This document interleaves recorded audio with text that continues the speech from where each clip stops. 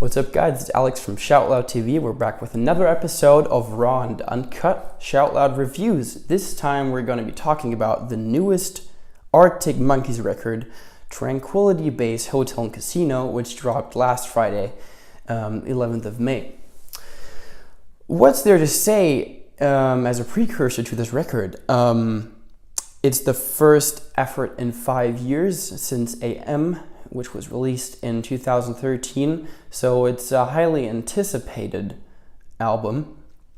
And for those expecting AM number 2 or anything that would adhere to the older Arctic Monkeys, rest assured you're going to be pretty disappointed.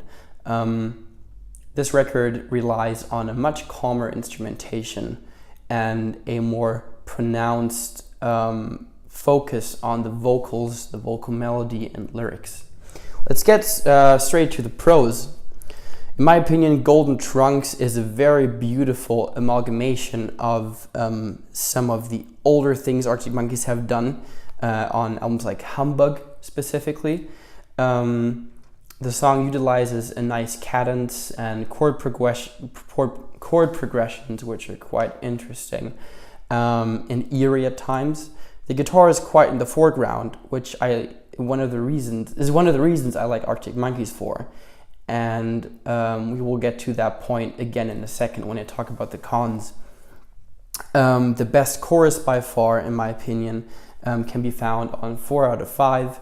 So it makes sense why the band has chosen this to be their first single off the record. I feel on this song and overall, Nick O'Malley's bass playing is really good.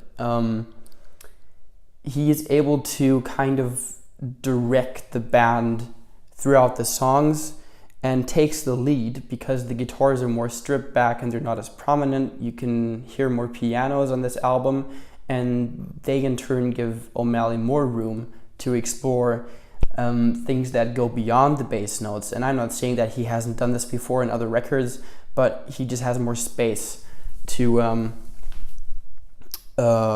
kind of explore what he's able to do as a musician in this band. The last point for the prose are the lyrics. Alex Turner has always come up with either interesting, funny, or eerie lyrics, and on this album, because his vocals are so loud in the mix, they're very prominent. On one song he says, I can lift you up another semitone, which is a good example of his wit and funny approach to lyricism, in my opinion. So let's get to the cons.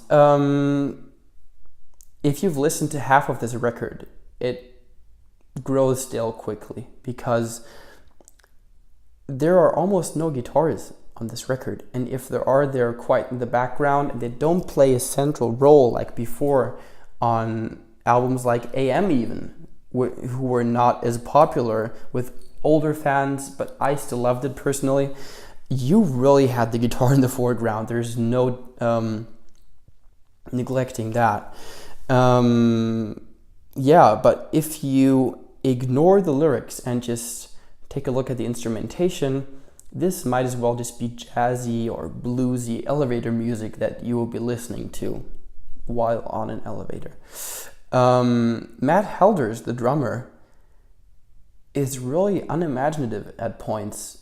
It seems like somebody would have given him a beat to play, or somebody had programmed a beat to play and told him, do it like that. Please just use bass drum and snare drum and don't do anything else. Because in fact, that's what he's doing for most of this record. And I could imagine playing these songs live, that must become boring quite quickly, but that's just my personal opinion, obviously. All in all, I just think his beats are too dull and unimaginative at times, and it makes me question in how far he had a say in writing these songs. It seems like most of this record is like Alex Turner's solo project, or it draws inspiration from The Last Shadow Puppets, his side project.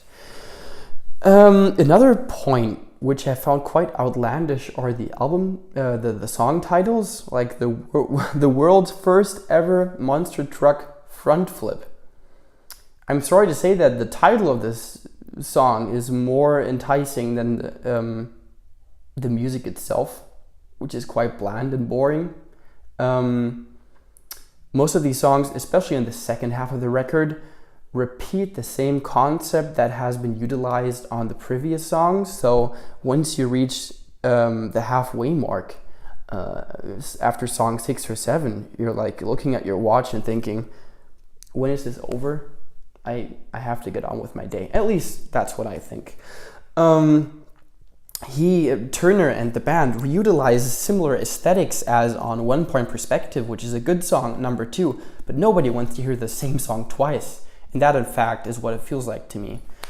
So all in all, if I had to give this album a rating on the Shout Loud scale, it would be a strong 7 out of 15.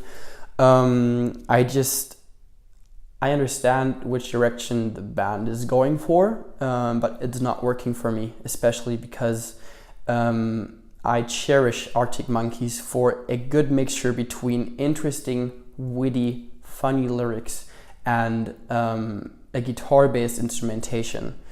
And even on previous records, when you had songs like 505 on Favorite Night, Worst Nightmare, the piano was more integrated into the sound.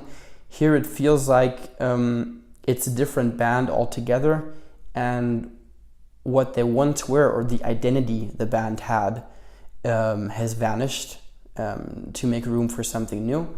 And it's not for me to decide if that's something good or bad, but I think we should also value that Arctic Monkeys are a band that does whatever the heck they want. They don't feel bound to a certain style, and they've always progressed as a band. So it's obvious that at some point I will say, or everybody will say, I do not like what they're doing anymore, and look back on the past records.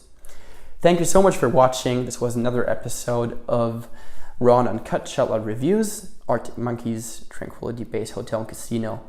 Please feel free to subscribe, like, comment, and share on social media, and we'll see you very soon with another episode. Bye, guys.